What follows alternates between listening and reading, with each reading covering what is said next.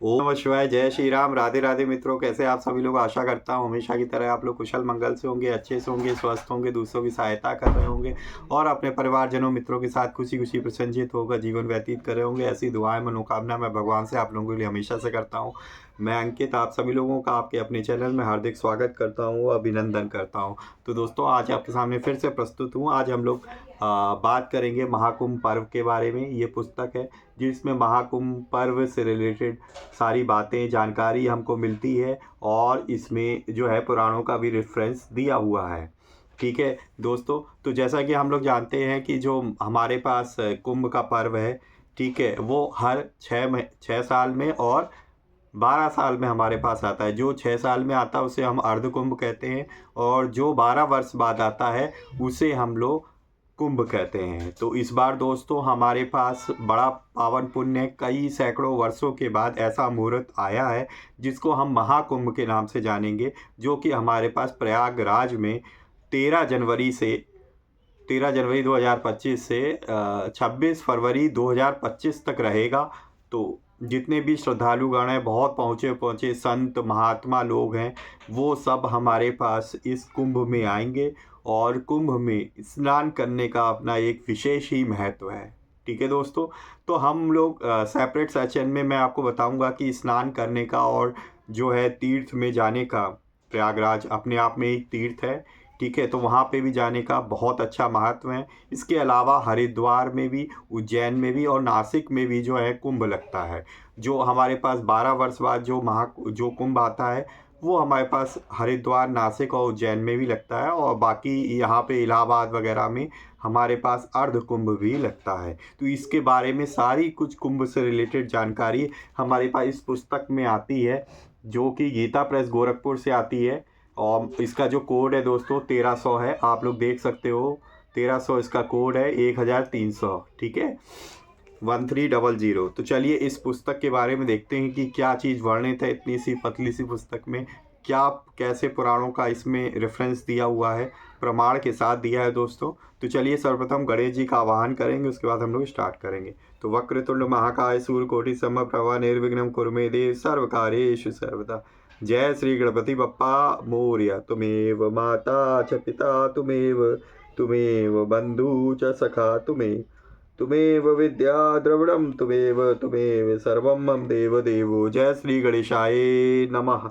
तो चलिए स्टार्ट करते हैं। तो ये है पुस्तक दोस्तों जो गीता प्रेस गोरखपुर की तरफ से आती है। ओम श्री परमात्मने नमः महाकुंभ पर्व। इसका जो कोड है दोस्तों 1300 है। गीता प्रेस गोरखपुर की ब्रांडिंग दी हुई है दोस्तों। पीछे देख लीजिए, गीता प्रेस गोरखपुर की निजी दुकानें और दुकानें स्टेशन स्टॉल दिया हुआ है। यहाँ पे उनका एड्रेस और फ़ोन नंबर वगैरह दिया हुआ है और देख सकते हो आप। सिर्फ और सिर्फ इतनी पतली सी पुस्तक है। अंदर देख लेते हैं हम लोग। यहाँ पे दिया हुआ प्रयाग में महाकुंभ पर्व। तो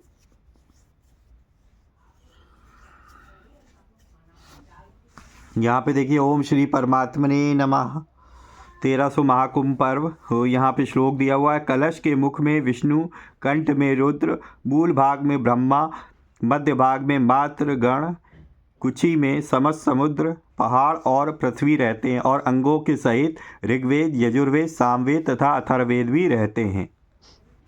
यहाँ पे देखिए दोस्तों, गीता प्रेस गोरखपुर संवत 2072 का 8वां पुनर्मुद्रण है, जिसमें 15,000 प्रतियाँ छपी थी और अभी तक कुल मुद्रण 1,05,000 हो चुकी हैं। इसका मूल्य दोस्तों देखिए मात्र 5 रुपये है। यहाँ प्रकाशक मुद्रक का एड्रेस दिया हुआ है, फ़ोन नंबर, ईमेल आईडी वगैरह भी दी हुई है। यहाँ पे बात करते हैं नर्म निवेदन। तो चलिए पढ़ लेते हैं जल्दी से। और यहाँ पे देखिए अथर्ववेद से एक श्लोक दिया हुआ है। यहाँ पे मानव जीवन का परम एवं चरम लक्ष्य है अमृत तत्व की प्राप्ति। अनादिकाल से अमृत तत्व से विमुख मनुष्य उसी अमृत तत्व की खोज में सतत प्रयत्नशील है। क्यों ना हो, उसे जो स्वतः प्राप्त है, किंतु अपने ही द्वारा की गई भूल के कारण वह उससे विमुख हुआ है। वेद, पुराण, इतिहास, ऋषि और महर्षि उसी परम लक्ष्य की प्राप्ति की दिशा में अग्रसर होने के लिए निरंतर पथ प्रदर्शक की भूमिका का निर्वाह करते आए हैं।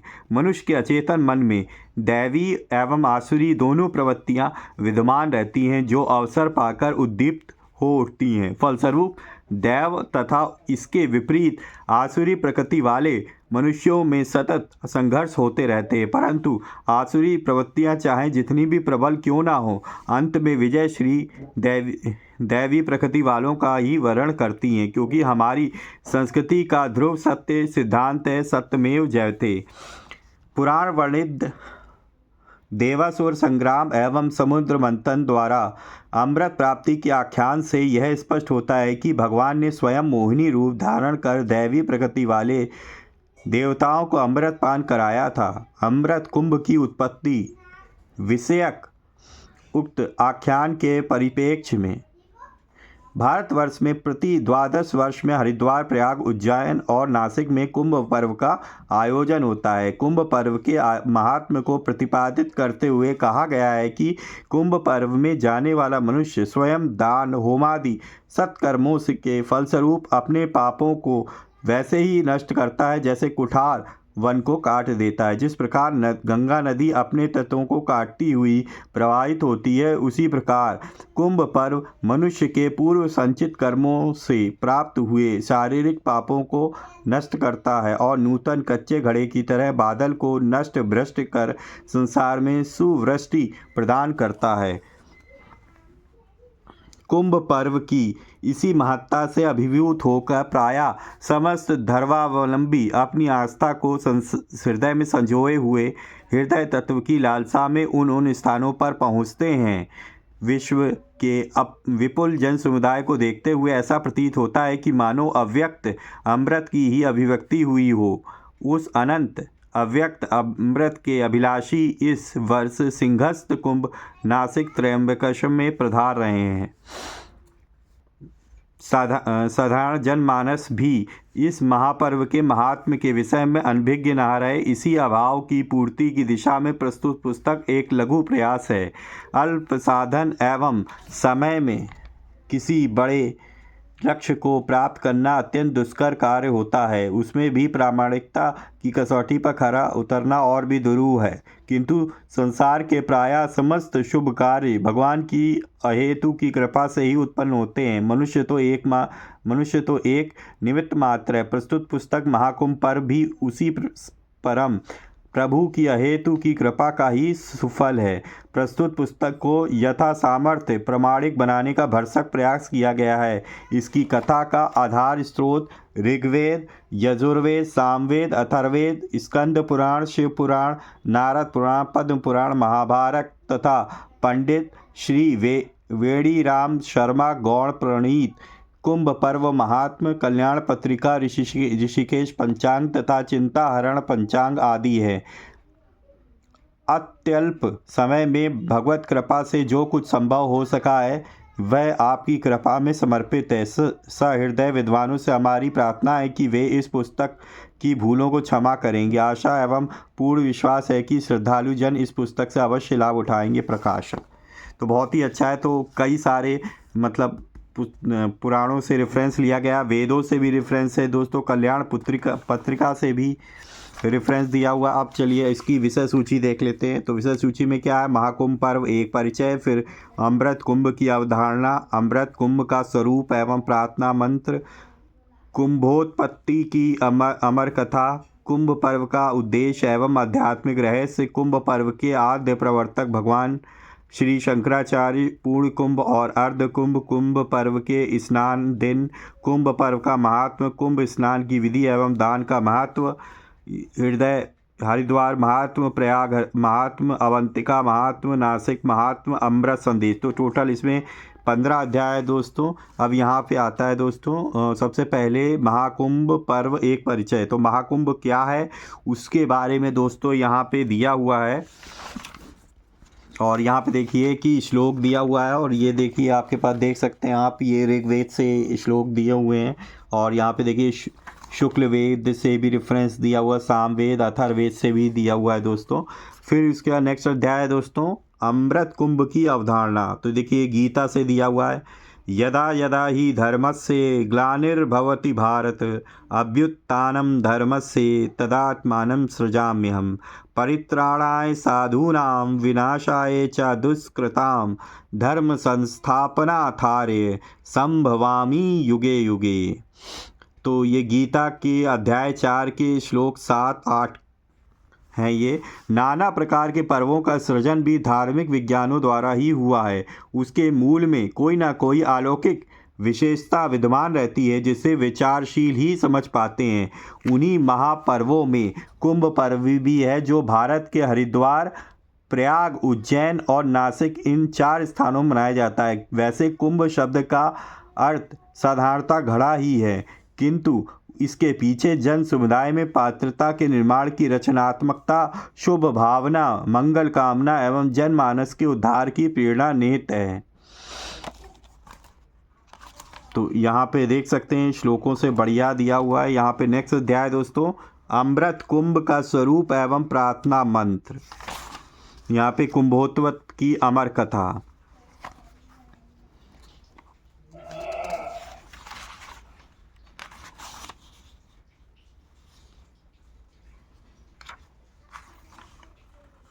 तो यहाँ पे देख सकते हैं। तो ये मैं आपको इसकी कथा किसी दूसरे सेपरेट सेशन में आपको बताऊंगा।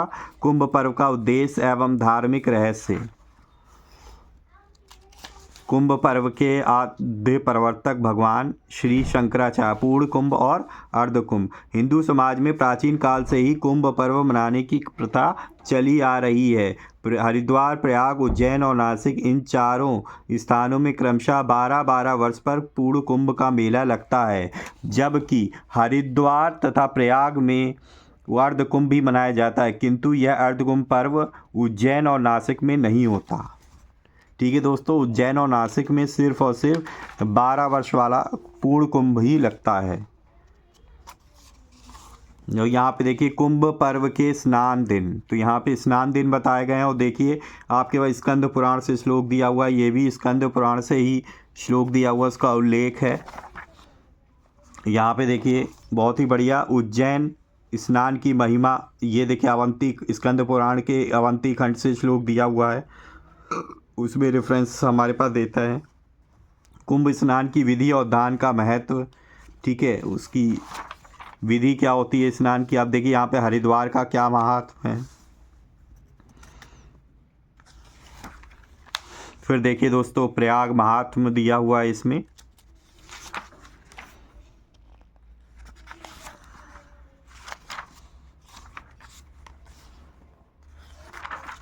तो बहुत ही बढ़िया पुस्तक है। 5 रुपए की आप चाहो तो ले सकते हो, नहीं तो मैं आप बताइएगा तो मैं इसको आपको पढ़ के सुनाऊंगा। अवंतिका का महत्व। अवंतिकापुरी को हम लोग दोस्तों उज्जैन कहते हैं, और इसका दूसरा नाम महाकालपुरी भी होता है। महाकालपुरी का नाम प्रत्येक युग में परिवर्तित होता रहता है। तो इस कथा, इसके बारे में कि ये इसका नाम परिवर्तित होता रहता है, ये श्लोक दिया हुआ है जो कि स्कंद पुराण से लिया गया है, कालखंड से। 7वें अध्याय से ये जो है 91वां श्लोक है। फिर देखिए दोस्तों यहाँ पे नासिक महात्म्य दिया हुआ है। हर चीज़ रेफरेंस के साथ ही दी है दोस्तों, और आप यहाँ पे देख सकते हो लास्ट में अमृत संदेश दिया हुआ है। यहाँ पे टोटल पृष्ठों की बात करें तो दोस्तों 48 पृष्ठ हैं, आप लोग देख सकते हो। 48 पृष्ठ पेजेस हैं इसमें। महाकुंभ पर्व और हमारा कर्तव्य। ठीक है, पहला कर्तव्य है दोस्तों, कुंभ पर्व में सम्मिलित होने वाले प्रत्येक मनुष्य को चाहिए कि वह कुंभ पर्व स्थान में जब तक रहे तब तक निष्कपट, सरल हृदय, स्वार्थ रहित एवं धर्मपरायण होकर रहे। दूसरा, ईश्वर में श्रद्धा भक्ति रखना ही सुख शांति प्राप्ति का सच्चा साधन है। अतः उठते बैठते जागते सोते खाते पीते सभी अवस्थाओं में भगवान का स्मरण करना चाहिए। प्राणी मात्र में दुख दोष स्वाभाविक होते हैं। इस दृष्टि में स्वयं अपने में गुण और दोष दोनों की कल्पना कर भूलकर भी दूसरे का दोष नहीं देखना चाहिए। कुंभ तीर्थ स्थल में पहुंचकर यथा नियम यथाधिकार सबको दैनिक तीर्थ स्नान, देव मंदिरों का दर्शन, संध्योपासन, तर्पण, नित्य हवन, पंच महायज्ञ, बलि वैश्वदेव, देव पूजन और वेद पुराण आदि का स्वाध्याय करना चाहिए। सर्वदा समस्त इंद्रियों को अपने वश में रखते हुए क्रोध से बचना चाहिए। क्रोधम पापस्य कारणम, क्रोध जो है वो पाप का कारण है। यज्ञ, यागादि एवं धार्मिक कृत्यों में मुक्त हस्त होकर दान देना चाहिए। साधु महात्मा एवं विद्वानों के दर्शन और उपदेश द्वारा अपने जीवन को पवित्र बनाना चाहिए। खान पान रहन सहन आदि को सात्विक होना चाहिए। एक समय फलाहार और एक समय अन्न का आहार लेना चाहिए। तीर्थ में दान नहीं लेना चाहिए। जिस तीर्थ स्थान में मनुष्य जाए वहाँ के महत्व से अवश्य परिचित होना चाहिए। तीर्थ में यज्ञ यागादि धर्मानुष्ठानों के करने तथा भागवत आदि पुराणों के श्रवण का बहुत फल मिलता लिखा है। अतः यथाशक्ति सबको धार्मिक कार्यों में हाथ बटाना चाहिए। तीर्थ स्थान में अहिंसा, सत्य, अस्तेय, ब्राह्मण, अपरिग्रह, शौच, संतोष, तप, स्वाध्याय तथा ईश्वर प्रणिधान, इन नियमों का पूर्णतया पालन करना चाहिए। अपने इष्ट देवता का सर्वदा स्मरण करना चाहिए। तीर्थ में जाकर भूल कर भी किसी का अनिष्ट चिंतन नहीं करना चाहिए। तीर्थ स्थान में अपने अन्न और वस्त्र का उपभोग करना चाहिए। दूसरे का अन्न ग्रहण नहीं करना चाहिए।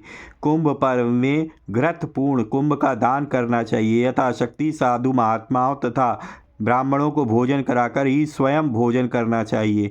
कुंभ पर्व में स्नान करते समय कुंभ के स्वरूप का ध्यान, कुंभ प्रार्थना करके ही स्नान करना चाहिए। कुंभ पर्व में स्नान करने के पूर्व कलश कुंभ मुद्रा दिखलाकर और उसमें अमृत की भावना करके ही स्नान करना चाहिए। बोलो सियावर रामचंद्र की जय। तो ये था छोटी सी पुस्तक दोस्तों हमारी महाकुंभ पर्व। तो महाकुंभ के बारे में इसमें डिटेल में चर्चा दी है। 5 रुपए की पुस्तक जिसमें सिर्फ और सिर्फ 48 पेजेस